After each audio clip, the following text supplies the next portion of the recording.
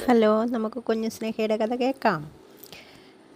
ചോറ് തരാത്തതൊക്കെ കുഞ്ഞു സ്നേഹിക്ക് വലുതായപ്പോഴാണ് കുഞ്ഞു സ്നേഹിക്ക് അതൊക്കെ മനസ്സിലായത്. ഒരു ദിവസം സ്കൂളിൽ പോയപ്പോൾ അച്ഛൻ പറഞ്ഞു വിട്ടു റേഷൻ വാങ്ങി വരണമെന്ന്. പക്ഷേ ആ റേഷൻ കടയിൽ നിറയെ ആളായിരുന്നു. രാത്രിയായി, ഒരുപാട് ദൂരം പോകാനുണ്ട്. പേടിച്ച് എന്ത് ചെയ്യുമെന്ന് വിചാരിച്ച് നിന്നപ്പോൾ രണ്ട് ചേട്ടന്മാർ പോകുന്ന വഴിക്ക് വീടുള്ളവരാണ്. അവരുടെ കൂടെ പോയി. പക്ഷെ വലിയ മഴ പെയ്തു, കാറ്റും ഒക്കെയായി. അവരുടെ വീട്ടിൽ കുറേ സമയം നിന്നു. അത് കഴിഞ്ഞ് അവർ കൊണ്ടുപോയി വിട്ടു, വീടിൻ്റെ താഴെ വരെ. അപ്പോൾ അവരിൽ ഒരാൾ പറയുന്നുണ്ടായിരുന്നു, ഈ ഇച്ചിരയില്ലാത്ത കൊച്ചിനെ ഈ രാത്രിയായിട്ടും അവൻ അന്വേഷിച്ചു വന്നോ എന്ന് നോക്കിയേ എന്നൊക്കെ. അപ്പോൾ മറ്റേ ചേട്ടൻ പറഞ്ഞു, അതെങ്ങനെ വരും, അത്ര നല്ലതല്ലേ കിട്ടിയ സാധനം, അവൾക്ക് കാവലിരിക്കുമായിരിക്കും എന്നൊക്കെ പറയുന്നുണ്ടായിരുന്നു. നല്ലൊരു പെണ്ണിനെ കളഞ്ഞിട്ട് കെട്ടിയതല്ലേ, അനുഭവിക്കട്ടെ അവൻ എന്നൊക്കെ പറയുന്നുണ്ടായിരുന്നു. കുഞ്ഞുസ്നേഹ ചെല്ലുമ്പോൾ അച്ഛൻ മുറ്റത്ത് അങ്ങോട്ടും ഇങ്ങോട്ടും നടക്കുന്നുണ്ടായിരുന്നു.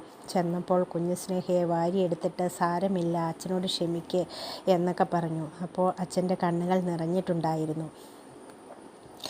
ആ കാലത്തൊക്കെ അച്ഛൻ ഒരുപാട് വിഷമിക്കുന്നുണ്ടായിരുന്നു. വിഷമം മറക്കാൻ കള്ളു കുടിക്കുമായിരുന്നു. പിന്നെ ഒരു മിണ്ടാട്ടം ഒന്നുമില്ലാതെ എന്തോ ഓർത്തിരിക്കും. ഇടയ്ക്ക് അവളായിരുന്നു നല്ലത് എന്നൊക്കെ പറയുമായിരുന്നു.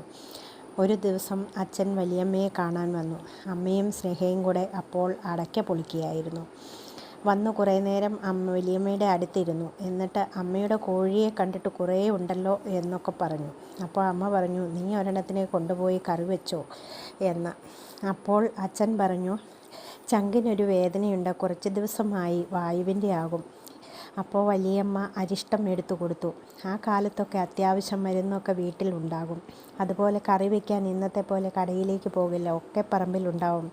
ഇഷ്ടം പോലെ പഴങ്ങളും ഒക്കെ ഉണ്ടാകും. അരിഷ്ടവും കഴിച്ച് പോകാൻ നേരം കുഞ്ഞുസ്നേഹയോട് അച്ഛൻ ചോദിച്ചു, കുഞ്ഞു പോരുന്നുണ്ടോ? ഇല്ല എന്ന് പറഞ്ഞു. എന്നിട്ട് വിഷമം വന്നു കുഞ്ഞുസ്നേഹയ്ക്ക്. അപ്പോൾ പറഞ്ഞു, രാജു കൊച്ചച്ഛൻ വന്നിട്ട് ചോദിച്ചിട്ട് വരാമെന്ന്.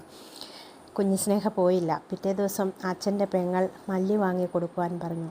കൊച്ചച്ഛൻ പറഞ്ഞു, അപ്പോൾ എങ്കിൽ ജയിച്ചോ എന്നും സ്കൂളിൽ നോക്കിയിട്ട് പോരെ, കല്ല് പേടിയാണെങ്കിൽ അപ്പുറത്തെ വഴിയിൽ കൂടി പോയിക്കോ എന്ന് പറഞ്ഞു. അങ്ങനെ കുഞ്ഞുസ്നേഹ പോയി. അപ്പോൾ അച്ഛനും കൂടെ പോന്നു. അച്ഛൻ അടുത്ത കടയിൽ പാല് കൊടുക്കാനായിട്ട് അവിടെ കയറുന്ന കണ്ടിട്ടാണ് കുഞ്ഞുസ്നേഹ സ്കൂളിൽ റിസൾട്ട് നോക്കാൻ പോയത്. അപ്പോൾ ജയിച്ച കൂട്ടത്തിൽ കുഞ്ഞുസ്നേഹയുടെ പേരുണ്ടായിരുന്നു. 5-ൽ നിന്നും 6-ലേക്ക്. അവിടെ നിന്നും ഇറങ്ങി വരുമ്പോൾ ഒരു ജീപ്പ് നല്ല സ്പീഡിൽ പോകുന്ന കണ്ടു. ഒരാൾ കിടക്കുന്നുണ്ടായിരുന്നു ആ വണ്ടിയിൽ.